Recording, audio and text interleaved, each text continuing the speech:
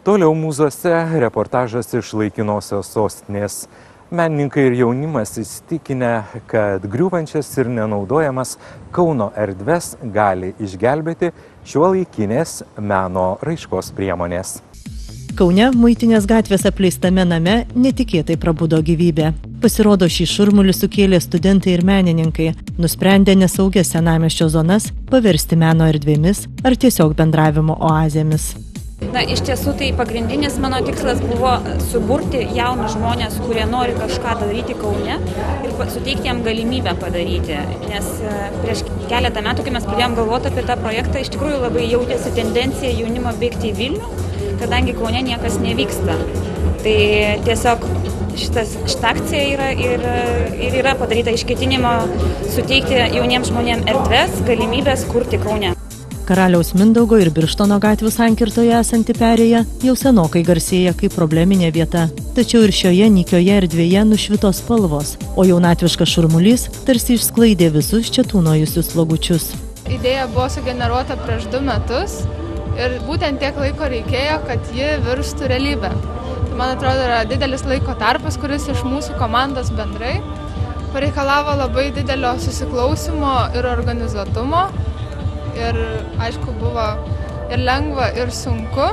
Mes čia matome šiandien realų rezultatą savo svajonių, kurios prieš tuos minėtus mano 2 metus atrodė tikrai kaip pasaka vaikams. Mes įdėjome į savo projektus tiek šitą nesaugi zona, tiek apleistas namas, kur buvo praeitą savaitgalį.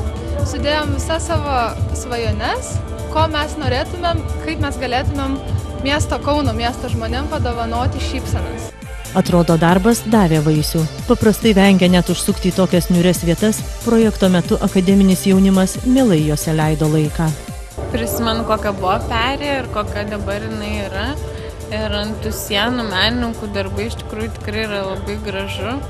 Ir net ta savijauta einant perėja yra visiškai kitokia negu prieš tai buvo. Visas perėjos sienas dailininkai ištapė linksmais ir spalvingais grafiti. Na, o vienas šalia surūdijusio elektros skydinės durų įkomponuotas piešinys ypatingas. Jame pavaizduotas čia įsikūręs benamis. Dailininkui modeliu pabuvęs vyras gali didžiuotis šalia savo, kad ir nekokio būsto, turintis personalinę freską. Deja, prie akcijos paslaptingasis perėjos gyventojas prisidėti matyt nepanoro. Tad negirdėsime ir kaip jis vertina savo portretą. Na, o energija trykštanti senamiesčio bendruomenė su vienu iš aktyviausių Kauno architektūros gaivintojų, Audriu Karaliumi, jau diskutuoja dėl ateities planų perėjoje ir žada šioms erdvėms suteikti išties rimtų pokyčių.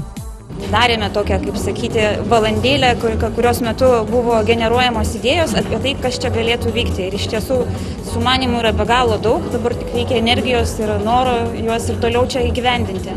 Vienas iš jų tai atverti požeminę perėją Nemunui, tiesiog padaryti toliau, pratęsti galeriją tam, kad iš tiesų atsivertų, kaip norima dabar, kaip visur deklaruojama, kad Kaunas atsisuka į upes, tai būtų tiesioginis atsisukimas į upę, išėjimas į krantinę, nes, sakykime, dabar iš tikrųjų girdime daug tokių pasakojimų, kaip žmonės bijo eiti šitą perėją, turistai vengia irgi eiti, kadangi jinai tamsi nejauki.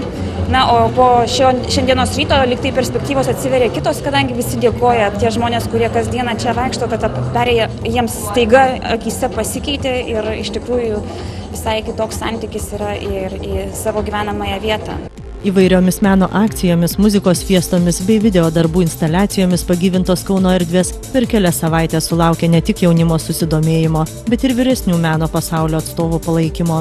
Ar turės šią akciją tęstinumą ir ar pasiseks jauniems entuziastams atgaivinti senamiestį, parodys laikas. Tačiau dabar projekto organizatoriai ragina miestelėnus bent jau neniokoti to, kas jau padaryta, o esant norui bei galimybėms ir patiems prisidėti prie gražesnio miesto kūrimo proceso. Na, būtų labai mums gaila, jeigu būtų tai sugadinta, užpaišyta ant viršaus ar kitaip, nes iš tikrųjų triūsas ir darbas, kuris įdėtas menininkų, tai buvo be proto didelis ir preciziškai nupaišyti tie jų meno kūriniai, tai pareikalavo labai daug jėgų ir netgi labai daug sveikatos, netgi nuo tų dažų, netgi pykino jos. Ir tikrai labai preciziškai dirbo, o kad sugadinti aš tikrai tikiuosi nesugadins, o geriau praplės šitą tradiciją. Net ir šitoj perėjoje yra paliktos erdvės, kurios gali būti išnaudojamos toliau tapant. būtent. Ir taip pat kitos perėjos, yra kitos perėjos, kur reikia taip pat iniciatyvą atnaujinti, jas pašviesinti, pagyvinti tas gyvumas, kad tiesiog atsispindėtų iš sienų. Tai aš labai kviečiu visus, kurie paišo, tapo, yra menininkai ar turi polėkį šitam dalykui, mėgsta šitą dalyką, negadinti, nepaišyti ant viršaus, o paišyti toliau ir tęsti tai.